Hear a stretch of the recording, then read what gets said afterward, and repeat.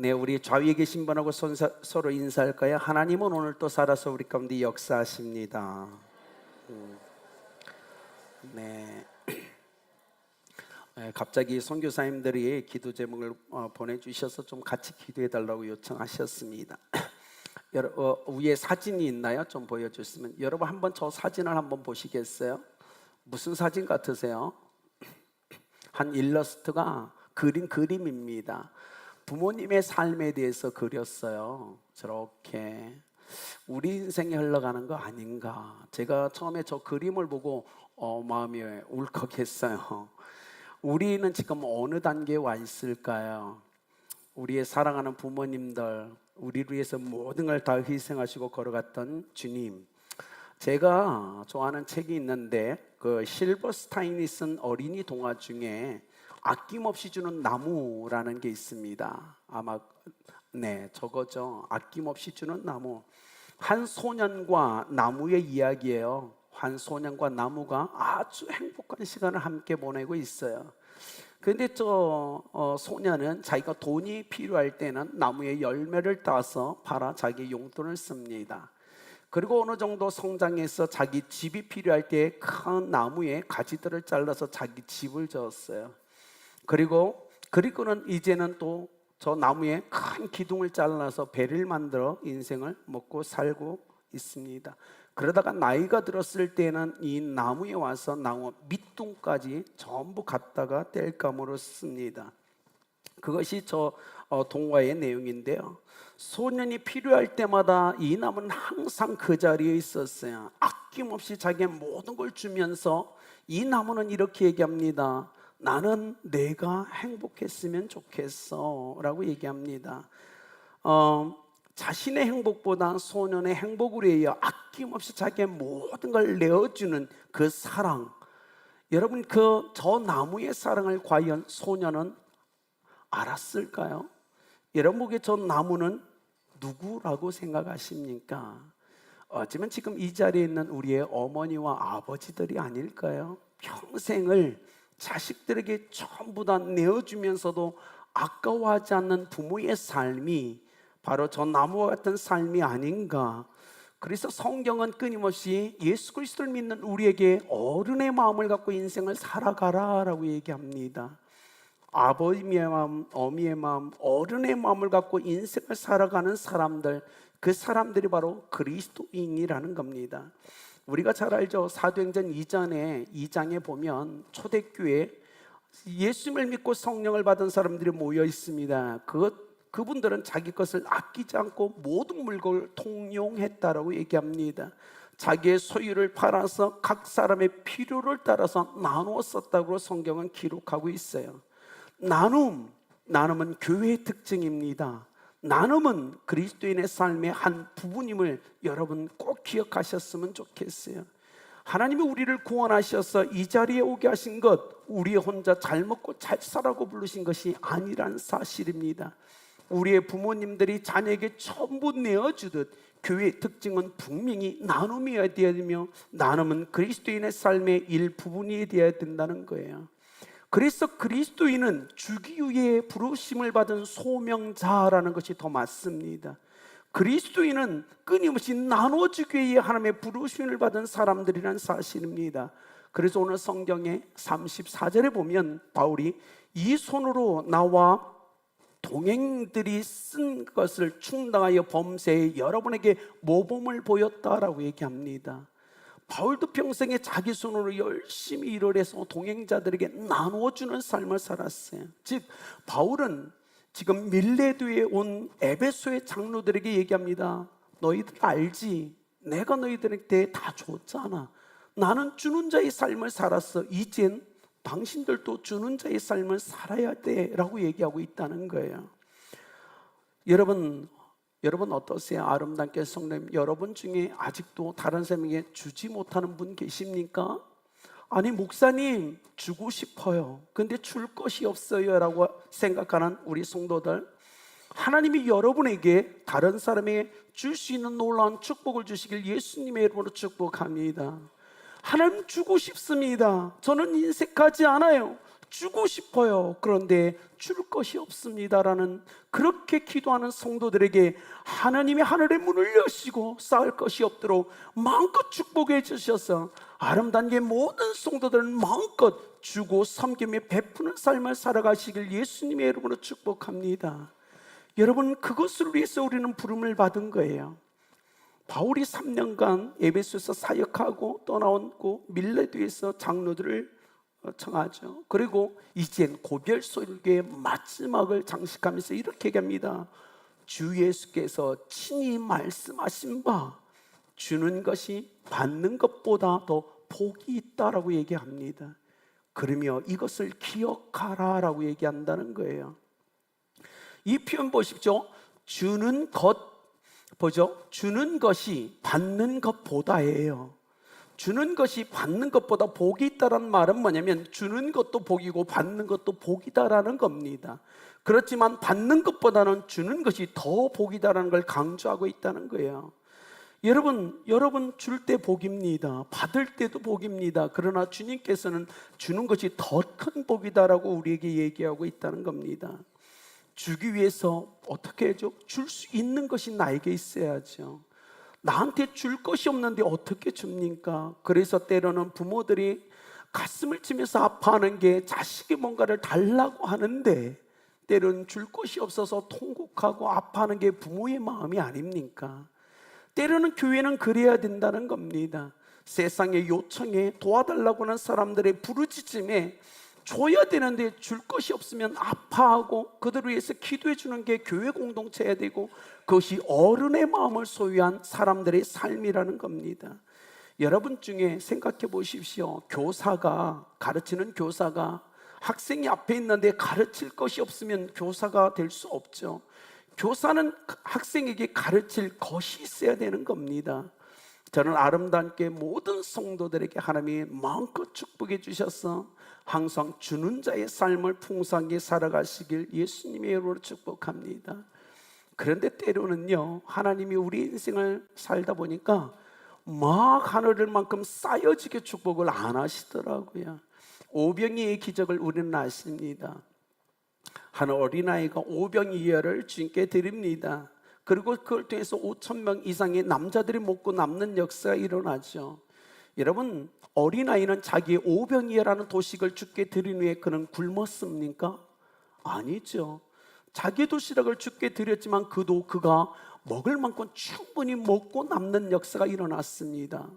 제자들에게 주님이 기도하고 나눠준 후에 양이 갑자기 산만큼 엄청나게 쌓여지지는 않았지만 그것을 들고 제자들이 흩어져 나눠주면 마르지 않는 역사가 일어났어요. 마르지 않는 축복의 역사가 일어났어야 아무리 주고 또 주어도 사라지지 않는 마르지 않는 축복이 바로 어쩌면 주님이 우리에게 허락하시는 복이 아닐까요? 내가 이걸 떼어주면 나는 없는데, 나는 고갈되는데, 결핍이 생기는데라는 두려움보다 한번 오병이의 어린아이처럼 내게 있는 것을 떼어주고 또 떼어주고 또 떼어줘 보십시오.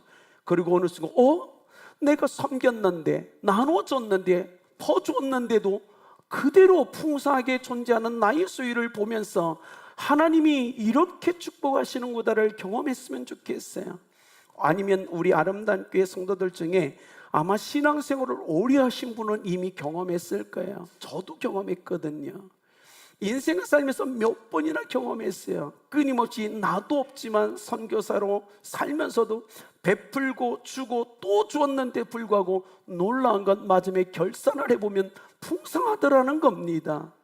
여러분, 이 놀라운 축복을 경험하고 싶지 않으십니까? 하나님이 우리가 인사한 것처럼 하나님은 오늘도 살아서 우리 가운데 역사하시는 것들을 경험하기 위해서 한번 해보십시다. 믿음으로 주고 또 섬겨봅시다. 그리고 마지막에 결산해 봅시다. 12광제가 넘는 놀라운 역사가, 그렇게 해서 쌓여지는 역사가 여러분 삶에 분명 일어날 거라고 저는 확신합니다. 쌓여서 나눠주는 게 아니고 나눠준 후에 나중에 결산해 보니 12광주리가 남는 이 놀라운 역사, 저는 아름답게 성도들이 이걸 경험해야 된다고 확신하는 사람입니다. 그러니 우리의 생각을 바꾸면 어떨까요? 창고에 넘치도록 부어주시면 주겠습니다가 아니고 하나님 말씀에 순종해서 주고 또 섬겨서 그 다음에 결산했을 때 엄청나게 또 하나님이 주신 것들을 발견해가는 이 믿음의 삶을 우리가 살아가면 어떨까요? 그래서 누가복음 6장 38절은 이렇게 얘기합니다. 주라, 그리하면 너희에게 줄 것이니 곧 후히 되어 누르고 흔들어 넘치도록 하여 너희에게 안겨주리라. 주님의 명령은 뭐예요? 먼저 주라는 거예요. 줘보라는 겁니다. 그리고 하나님을 기대하고 있으라는 겁니다. 하나님이 어떻게 우리 가운데 축복하실지 우리는 봐야 됩니다. 여러분, 하나님은 우리에게 다 주셨지 않습니까? 예수님은 우리에게 전부를 주셨잖아요. 그렇다면 우리의 삶에서 누군가에게 주는 삶, 베푸는 삶, 섬기는 삶을 살아간다는 건 그 삶을 하나님 닮은 삶이고 예수님 닮은 삶임을 믿으시길 바랍니다. 하나님은 다 주셨어요. 예수님도 다 주셨죠. 오늘 나의 삶에서 누군가에게 내가 주고 베풀고 섬기는 것은 내가 하나님을 닮았다는 표라는 겁니다. 내가 예수님을 닮았다는 징표라는 겁니다. 너무 감사하게 어제도 우리가 중보기도 세미나를 했어요. 정식 등록자가 50명이었고 60명 이상이 중보기도 세미나를 듣는데 끝난 다음에 한 집사님이요, 우리 사역자 전체에게요 피자 2판씩을 다 돌렸어요. 전부 다 모든 사역자에게 피자 2판씩을 바리바리 쌀고 다 오셨어요. 저는 아름다운 교회 와서 느낀 게 그거였어요. 신약교회만 섬기는 사람들이 있었던 것이 아니다. 우리 아름다운 교회도 지금 변함없이 신약교회 영성을 소유한 성도들이 있다라는 걸 제가 깨달았어요. 우리 아름다운 교회는 그런 교회입니다.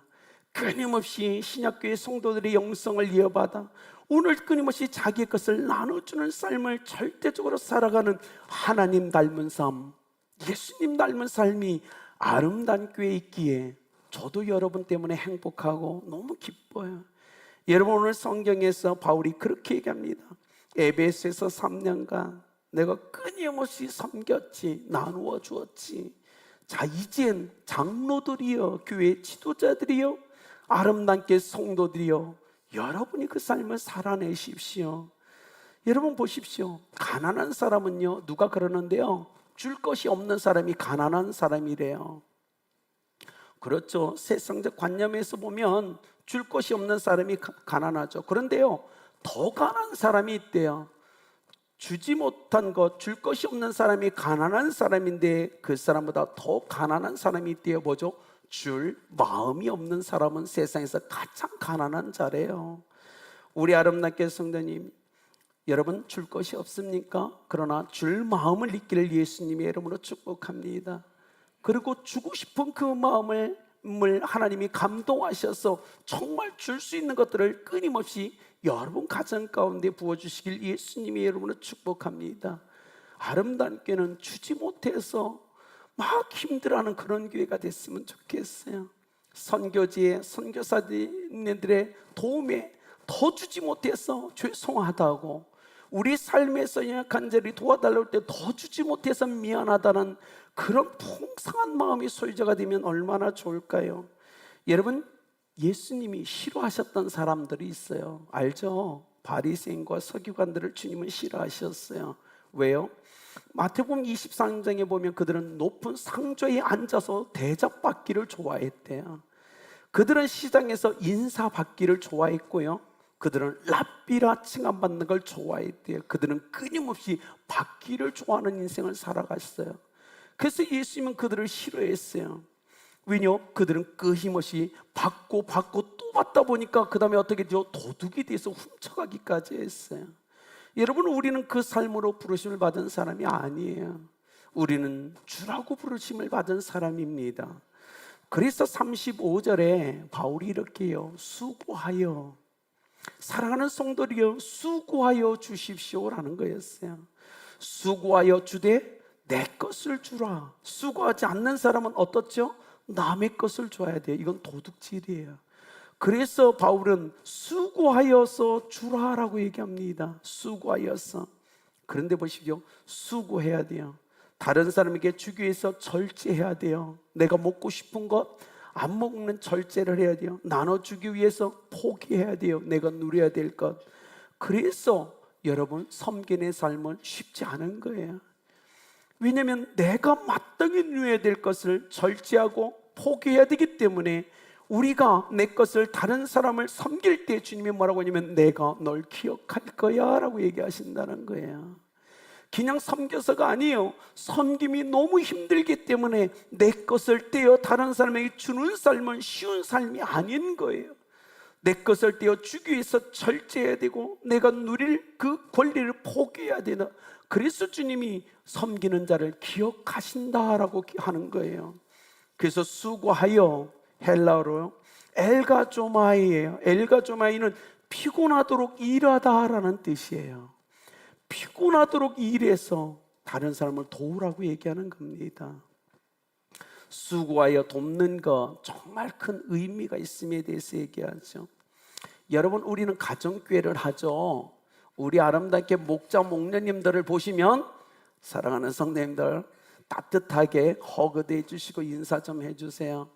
제가 아름다운 교회 지금 6년째 목회하지만 제가 처음에 왔을 때 이런 얘기를 들었어요. 목장 식구가 8명이었어요. 그래서 목자와 목녀님이 닭을 사온 거예요. 8마리를. 그래가지고 삼계탕을 끓여놨대요. 금요일날 목장 모임을 하려고. 그런데요, 한 명도 안 왔대요. 발발발발 8마리 잡아서 끓여놨더니 한 명도 안 온 거예요. 목장 모임에. 어떻게 해야 될까요 이거? 근데요, 목자 목녀님이 그 저녁에 8마리 다 포장해서 집마다 배달해 줬대요. 여러분, 이게 쉬운 것 같습니까? 어쩌면 우리 애가 참지 못하면 우라통 터져요. 내가 그렇게 수고했는데 목장 식구들이 이걸 몰라줘요.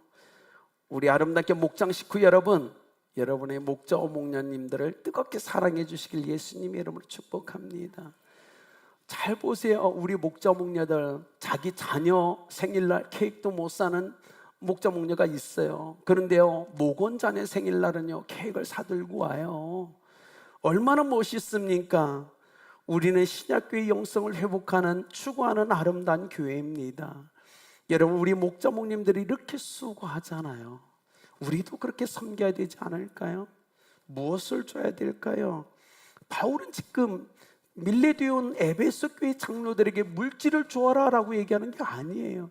그들의 필요를 채워줘라 라고 얘기하는 겁니다. 왜? 성도들마다 필요가 다 다르거든요. 베드로와 요한이 기도하러 성전에 올라가다 미문에 앉은 뱅이를 봅니다. 그들에겐 금과 은이 없었어요. 돈이 하나도 없었어요. 그래서 얘기하죠. 은과 금은 내게 없거니와 내게 있는 이것을 내게 주노니 나사렛 예수 그리스도의 이름으로 일어나 걸으라. 그 앉은 뱅이가요, 보니까요 돈이 아닌 거예요. 예수 그리스도의 이름이 더 귀하다라는 겁니다. 왜요? 일어나 걸을 수 있게 됐거든요. 천만금을 줘도 해결하지 못한 이 문제를 예수 그리스도라는 이름이 해결해 주신 거예요. 여러분, 이 땅에서 가장 귀한 게 뭘까요? 저는 예수 그리스도의 이름이라고 생각하는 사람입니다. 여러분, 다른 건 못 줘도 우리 주위에 만나는 사람들에게 예수님을 믿으세요. 당신에게 예수님을 주고 싶어서 왔어요. 예수님을 받으세요. 우리가 이런 삶을 살아가면 어떨까요? 복음만큼 귀한 건 이 땅에 존재하지 않는 것 같아요. 때로는 물질을 주고 먹을 것도 주는 거 좋지만 생각해 보십시오. 부모의 사랑에 비교할 수 있는 건 없잖아요. 때로는 엄마 아빠가 가진 것이 없어서 내가 원하는 걸 못 해주지만, 그러나 철든 자식이라면 엄마 아빠 속에 있는 그 사랑의 무게가 얼마나 큰지, 얼마나 무거운지를 알잖아요. 그래서 어떻게 해요? 주지 못하는 부모를 위해서 때로는 눈물 흘리는 게 자식이 돼야 되지 않을까요? 여러분, 마태복음 25장에 보면 예수님이 이 땅에 오실 때 심판에 대해서 기록하는데요, 예수님이 이렇게 심판하십니다. 양된 자들을 향하여 이렇게 해줘. 내가 줄일 때 너희가 먹을 걸 주었지. 내가 목마를 때 너희는 마실 것을 주었단다. 내가 나그네 되었을 때 너희는 나를 영접해 주었어. 헐벗었을 때 입혔고 병들었을 때 나를 돌봐주었지. 내가 옥에 있을 때 너희가 와서 보았지. 이게 놀라운 거예요. 그들은 기억하지 못했어요. 주님 언제요? 제가 언제 그랬죠? 근데 주님은 아니야. 너희가 연약한 한 사람에게, 소자에게 한 것이 다 나한테 한 것이었단다. 여러분, 우리가 아름다운 교회에서 연약한 지체를 돕고 섬기는 것, 그것은 주님을 섬기는 겁니다. 왜요? 그분 안에 예수님이 계시거든요. 그렇지 않습니까? 교회 안에 정말 가진 것이 없는 연약한 성도와 우리 부모님들을 교회가 섬기는 것은 주님을 섬기는 거예요. 그들 안에 주님이 계시기 때문에, 그래서 주님이 우리에게 다 기억하신다라는 거예요. 누가복음 14장에도 비슷한 말씀이 기록되어 있는데요, 내가 점심이나 저녁이나 베풀거든 벗이나 형제나 친척이나 부한 이웃을 청하지 말라라고 얘기하시면서 이렇게 합니다. 가난한 자, 몸이 불편한 자, 저는 자, 맹인들을 청하라. 그리하면 그들이 갚을 것이 없으므로 내게 복이 되리니 이는 의인들의 부활 시에 내가 갚음을 받겠습니다. 우리가 다 섬긴 것 주님 기억하시고, 여러분이 부활할 때 하나님이 다 기억하시고 갚아주시겠대요. 이 하늘의 놀라운 상급을 받고 싶지 않습니까? 부활했을 때 하나님이 내게 주실 그 상급을 기대하며 우리는 돕고 섬기며 나눠줍시다. 그게 교회의 존재 이유 아닙니까? 우리가 좀 덜 먹으면 어때요? 덜 쓰면 어때요? 그러나 정말 필요한 선교지와 이 땅의 연약한 자들을 위해서 저는 아름다운 교회가 뜨거운 사랑의 마음을 소유하고 움직여 갔으면 좋겠어요.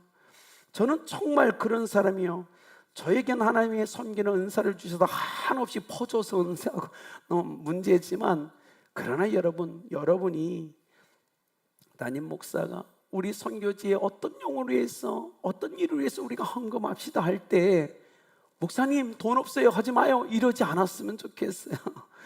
목사님 합시다, 해봅시다. 하나님이 그걸 통해서 어떻게 교회 복 주시는지 한번 해볼까요? 이런 믿음의 삶을 좀 살고 싶지 않으십니까? 잡아당기는 사람이 아니라 밀어주면서 하나님이 어떤 역사를 이 교회 가운데 일으키시는지를, 하나님 그게 일을 보고 싶지 않으세요? 여러분, 우리가 그럴 때 하나님만이 할 수 있는 하나님 그게 일을 우리는 경험할 수 있어요. 그런데 계산적으로 살아가는 사람에게는 하나님 그게 일이 일어나지 않아요. 그래 넌 그대로 계산하며 살아라 이러시는 거예요. 그런데 하나님 없어요. 그런데 섬기고 싶습니다. 그래서 헌신합니다 할 때 하나님이 그 일을 이루시지 않을까요? 그렇게 하나님을 좀 경험했으면 좋겠어요. 제가 목회 칼럼에도 썼는데, 세상은 기브 앤 테이크입니다. 그렇죠? 사람에게 기부하고 그 사람을 통해서 테이크, 그걸 받기를 원하는 게 인생 아닙니까? 그런데요, 성경은 뭐라고 얘기하는지 아세요? 사람에게 기부하고 하나님 앞에 테이크하라는 거예요. 사람에게 나눠주고 하나님께 받으라는 겁니다. 그것이 성경의 원리라고 우리에게 얘기하고 있다는 겁니다. 그래서 성경은 그리스도인들을 향하여 뭐라고 했냐면, 사람을 향하여 끊임없이 기부하십시오라고 얘기한다는 거예요. 그러면 하나님이 뭐라고 하죠? 나는 너희들에게 기부할 거야. 너희들은 나한테 받았어. 내가 너희들의 아버지잖아 라고 얘기한다는 거예요. 여러분, 바울은 이젠 밀라도에서 에베소의 장로들과 작별 인사하며 이렇게 얘기합니다. 마지막으로, 장로들이여 주는 자들이 되십시오. 주는 자들이 되십시오. 당신들이 먼저 섬기는 자가 되어야 됩니다 라고 얘기하는 거예요. 장로들이, 아니 우리 성도들이 내 것을 떼어서 누군가에게 줄 때 나는 가난한 자가 되죠. 그래서 주님은 어쩌면 마태복음 5장 3절에서 심령이 가난한 자는 복이 있나니 천국이 저희 것이며 라고 선포하지 않았을까요? 그것이 내 것을 떼어줘 가난한 자로 인생을 살기를 원하는 그 사람을 바라보면서, 심령이 가난한 자는 복이 있나니 천국이 그들의 것이다. 아름답게 성도들은 이 놀라운 복을 받아 누리길 예수님의 이름으로 축복합니다. 우리 하나님은 어떤 하나님입니까? 우리 하나님은 주시기를 기뻐하시고 끊임없이 주시는 하나님입니다. 그래서 세상을 창조하신 후에 우리에게 주셨죠. 로마서 8장 23절은 심지어 자기 아들을 아끼지 아니하셨고 주셨다라고 기록합니다. 우리 예수님은 어떤 예수님이죠? 주시기를 기뻐하시는 주님이셨어요. 우리의 죄를 사해 주시고 우리를 치료해 주시고 심지어 십자가에서 죽으시면서 그 생명까지도 우리에게 주시지 않으셨습니까? 그렇다면 그리스도의 제자로서 우리는 어떤 삶을 살아가야 할까요? 어떻게 인생을 살아가시겠습니까? 아름답게 성도 여러분, 다른 사람에게 섬길 준비가 되셨습니까? 주 예수께서 말씀하신 바 주는 것이 받는 것보다 복이 있다는 것을 기억하여야 할지니라. 아름답게 성도님들이 이 말씀을 기억했으면 좋겠어요. 주는 것이 받는 것보다 복이 있다는 것을 기억하여야 할지니라. 너희가 한 몸인 것을 기억하고 섬고 서로 섬기라 라는 메시지가 아닐까요? 기뻐 즐거워하는 자들과 함께 즐거워하고 우는 자들과 함께 울라는 메시지가 아닐까요? 여러분, 주는 것이 받는 것보다 복이 있다? 세상 사람들이 보기엔 이건 완전히 복이 된 개념을 뒤집는 선포였어요. 역설적인 선포였죠. 그러나 주님은 얘기합니다. 그렇다. 내가 살아있는 한 내 안에서 주는 자가 복이 있다. 왜요? 하나님이 갚아줄 거니까. 이 얘기를 지금 하고 있는 거 아닙니까? 결론은 이겁니다. 초대교회가 왜 칭송을 받았습니까? 초대교회는요, 연약한 자를 돕는 공동체에 칭송을 받았어요. 잠언 19장 17절, 가난한 자를 불쌍히 여기는 것은 여호와께 구워드리는 것이니 그의 선행을 그에게 갚아주시리라. 여러분, 가난한 자에게 섬기는 것은요, 주님께 구워드리는 거래요. 주님이 갚아주신다고 얘기합니다. 자, 그렇다면 우리는 이 한 주간을 어떻게 살아야 될까요? 사랑하는 성도님, 이 한 주간 나는 얼마나 주는 삶을, 베푸는 삶을, 섬기는 삶을 살았는지 한번 뒤돌아보셨으면 좋겠어요. 그리고 교회 안에 연약한 형제와 자매를 위하여 나는 무엇을 줄 수 있는지를 고민하며 실천하는 한 주간 되길 예수님의 이름으로 축복합니다. 그래야 영원하신 하나님이 우리의 선행을 기억하시고 은혜 가운데 갚아주시는 그 은혜를 마음껏 누려가며 인생을 살아가시길 예수님의 이름으로 축복합니다. 기도하시겠습니다. 하나님, 우리 아름다운 교회는요, 우리 성도들은 주고 또 베풀고 또 흘려보내서 마지막에 결산해 보니 더 풍성해졌더라. 이 복을 경험하기를 원합니다. 누려가기를 원합니다. 마르지 않는 이 축복을 경험하기를 원합니다. 아름다운 교회는 인색한 교회가 되지 않도록 축복해 주십시오. 우리 성도들의 마음만은 인색해지지 않도록 역사하여 주십시오. 주고 싶은데 줄 것이 없는 성도가 있습니까? 하나님, 줄 수 있도록 하늘의 복과 땅의 기름진 복을 무한히 베풀어 주시옵소서. 역사하실 하나님께서 그렇게 주관하실 줄 믿고 감사하며 예수님의 이름으로 기도드렸습니다.